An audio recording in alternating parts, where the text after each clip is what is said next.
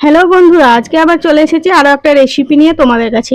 আজকে আমি রান্না করব মুরগির ছাল বা মুরগির চামড়া। এটা কিন্তু খেতে খুবই ভালো লাগে আর এটা একটা কিন্তু দারুণ রেসিপি।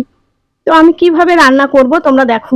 প্রথমে আমি ছালটা ছোট ছোট টুকরো করে কেটে নিচ্ছি। এখানে ছালগুলো একদম বড় বড় হয়ে আছে, বড় বড় করে থাকলে রান্না করতে কিন্তু খুবই অসুবিধা হয়। তাই ছোট ছোট করে কেটে নিলে রান্না করতে বা নাড়তে চাড়তে খুব সুবিধা হয়। তো এইভাবে আমি ছোট ছোট টুকরো করে কেটে নিচ্ছি। কেটে নেওয়ার আগে কিন্তু খুব ভালো করে আমি ধুয়ে নিয়েছি। তো পুরো ছালটা আমার কেটে নেওয়া হয়ে গেছে, পরিষ্কার করে একদম ধুয়ে নিয়েছি। এবার আমি কিভাবে রান্না করব ভিডিওটা তোমরা দেখো। গ্যাসের মধ্যে কড়াই বসিয়ে দিলাম, কড়াইয়ের মধ্যে দিয়ে দেব 2 চামচ মতো তেল। এখানে খুব বেশি তেল লাগবে না, কারণ ওই চামড়া থেকে কিন্তু খুব তেল বেরোয়। তার জন্য এখানে আমি অল্প একটু তেল দিয়ে দিলাম। তেলটা খুব ভালো মতো গরম হয়ে গেছে। তেলের মধ্যে দিয়ে দেব একটা তেজপাতা আর একটা শুকনো লঙ্কা, আর দিয়ে দেবো একটা মোটা সাইজের পেঁয়াজ। পেঁয়াজটা আমি কুচিয়ে নিয়েছি। এই তেলে পেঁয়াজটা খুব ভালো করে ভেজে নেব। পেঁয়াজটা আমি ততক্ষণ ভাজতে থাকবো যতক্ষণ না সুন্দর একটা কালার চলে আসে। একদম লালচে করে পেঁয়াজটা আমি ভেজে নেব। মুরগির ছাল দেখে অনেকেই হয়তো নাক সুটকাবে, কিন্তু যারা খায় তারা কিন্তু জানে যে এই মুরগির ছালের কি অসাধারণ টেস্ট। তো এদিকে পেঁয়াজটা যতক্ষণে ভাজা হচ্ছে ততক্ষণে আমি একটু মশলা করে নেব। এখানে মশলার মধ্যে আমি নিয়ে নিয়েছি টমেটো, রসুন, আদা, কাঁচা লঙ্কা আর গোটা গরম মশলা, দারচিনি, লবঙ্গ, এলাচ। এগুলো আমি মিহি করে পেস্ট করে নেব। তার জন্য মিক্সির বাটিতে ঢেলে নিচ্ছি। এখানে আমার অল্প পরিমাণে ছাল আছে, তাই মশলার পরিমাণটাও আমি অল্প অল্প নিয়ে নিয়েছি। তোমরা যদি বেশি বেশি করে রান্না করো তাহলে মশলার পরিমাণটাও কিন্তু বাড়িয়ে দিতে হবে। এদিকে ততক্ষণে মশলা পেস্ট করা আমার হয়ে গেছে। ততক্ষণে এদিকে পেঁয়াজটাও কিন্তু লাল লাল হয়ে এসেছে। পেঁয়াজটা কিন্তু খুব সুন্দর কালার চলে এসেছে। এবার পুরোপুরি পেঁয়াজটা আমার ভাজা হয়ে গেছে। এবার আমি এর মধ্যে দিয়ে দেব বেটে রাখা মশলা, যেটা আমি আগে একসঙ্গে বেটে নিয়েছি। আদা, রসুন, কাঁচা লঙ্কা, টমেটো, গোটা গরম মশলা। খুব ভালো করে নেড়ে চেড়ে এটা আমি কষিয়ে নেব। মশলাটা প্রথমেই তেলের মধ্যে দিলে রসুনের কোনো গন্ধ থাকে না, খুব ভালো মতো কষানো হয়।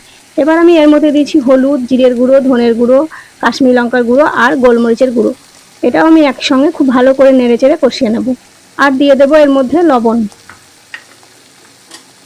খুব ভালো করে নেড়ে চেড়ে কষিয়ে নেব,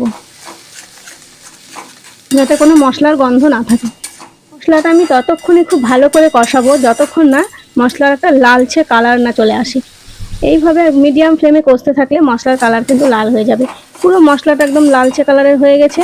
খুব ভালো করে আমার এটা কষানো হয়ে গেছে। এবার আমি এর মধ্যে দিয়ে দেব ছোট ছোট টুকরো করে কেটে রাখা ছালগুলো। ছালগুলো আমি দিয়ে দিলাম। এবার খুব ভালো করে নেড়ে চেড়ে মশলার সঙ্গে ছালটা কষিয়ে নেব। গ্যাসটা আমি মিডিয়াম ফ্লেমে রেখে কিন্তু এটা আস্তে আস্তে কষিয়ে নেব। এটা আমি যতই কষাবো ততই কিন্তু এর মধ্যে থেকে তেল বেরোবে। তার জন্য এই ছাল বা চামড়া রান্না করার আগে যত কম তেল দেওয়া হয় ততই ভালো, কারণ এর থেকে অনেক তেল বেরোয়। তো এইভাবে কষতেই থাকবো আমি। খুব ভালো করে নেড়ে চেড়ে একদম মশলাটা ছালের মধ্যে মাখিয়ে নিয়েছি। এইভাবে নাড়তে চাড়তে থাকবো, তাহলে কিন্তু তেল বেরোবে। আস্তে অল্প অল্প তেল কিন্তু এর থেকে বেরোতে লেগেছে। এইভাবে খুব ভালোভাবে সময় নিয়ে একটু কষে নিতে হবে, যাতে এর মধ্যে কোনো আষ্টে গন্ধ না থাকে। তো আমি খুব ভালো করে নেড়ে চেড়ে এটা কষে নিচ্ছি। এটা কিন্তু খেতে খুবই ভালো লাগে, যারা খায় তারা জানবে এর টেস্ট। এবার এটা কিছুক্ষণের জন্য আমি ঢাকা দিয়ে দেবো। কিছুক্ষণ বলতে আমি 3 মিনিটের জন্য এটা ঢাকা দিয়ে রেখে দিয়েছি। 3 মিনিট পর ঢাকাটা খুলে নিলাম। একদম উপর থেকে কিন্তু তেল ভেসে উঠেছে। তোমরা দেখতেই পাচ্ছ এটা দিয়ে কীভাবে তেল বেরোচ্ছে। আমি কিন্তু অল্প পরিমাণে তেল দিয়ে এটা রান্না করছিলাম। তো আবারও ভালো করে নেড়ে চেড়ে নিচ্ছি আমি, যাতে তলা না ধরে যায়।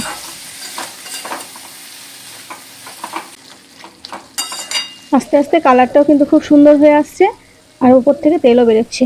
এবার আমি এর মধ্যে অল্প পরিমাণের মানে 1 কাপ মতো জল দিয়ে দিলাম। 1 কাপ মতো জল দিয়ে নেড়ে চেড়ে খুব ভালো করে আমি আবার ফুটিয়ে নেব। যে কোনো রান্না কিন্তু একটু ফুটিয়ে নিতে হয়, ফুটিয়ে নিলে তরকারির টেস্টটা কিন্তু খুব ভালো হয়। তো যেহেতু জল দিয়েছি আর ছালগুলো যাতে একটু নরম হয়ে আসে, তার জন্য আবারও কিছুক্ষণ আমি ঢাকা দিয়ে দিচ্ছি। কিছুক্ষণ বলতে আমি 2 মিনিট ঢাকা দিয়ে রেখে দিলাম। 2 মিনিট পর ঢাকাটা খুলে নিয়েছি। খুব সুন্দর কালার চলে এসেছে একদম, আর খুব তেল তেলেও হয়ে গেছে তরকারিটা, যেহেতু ছাল থেকে খুব তেল বেরোয়। তো এইভাবে ছাল রান্না করলে খেতে কিন্তু খুবই ভালো লাগে, এটা রুটি, পরোটা বা গরম ভাতের সঙ্গেও খাওয়া যায়। যারা মুরগির ছাল খায় তারা তো জানে এর টেস্ট কত সুন্দর, আর যারা খাওনি কোনোদিন তারা একবার এইভাবে অবশ্যই রান্না করে দেখবে, খেতে কিন্তু খুবই ভালো লাগে, আর একবার খেলেই কিন্তু বারবার খাবে। এদিকে আমি এটা কিন্তু কষা কষা করবো, এই জন্য একটু ঝোল রাখলাম না। পুরো রান্নাটা আমার কমপ্লিট হয়ে গেছে, এবার আমি নামিয়ে নেব। মুরগির ছালের রেসিপি যদি তোমাদের ভালো লেগে থাকে তাহলে ভিডিওটিতে একটি লাইক করবে, আর চ্যানেলটি যদি সাবস্ক্রাইব করা না থাকে তাহলে চ্যানেলটিকে অবশ্যই সাবস্ক্রাইব করে পাশে থাকা বেল আইকনটি ক্লিক করে অল করে দেবে, যাতে আমার ভিডিও নোটিফিকেশন সবার আগে তোমাদের কাছে পৌঁছে যায়। আবার অনেক এরকমই রেসিপি নিয়ে হাজির হব তোমাদের কাছে।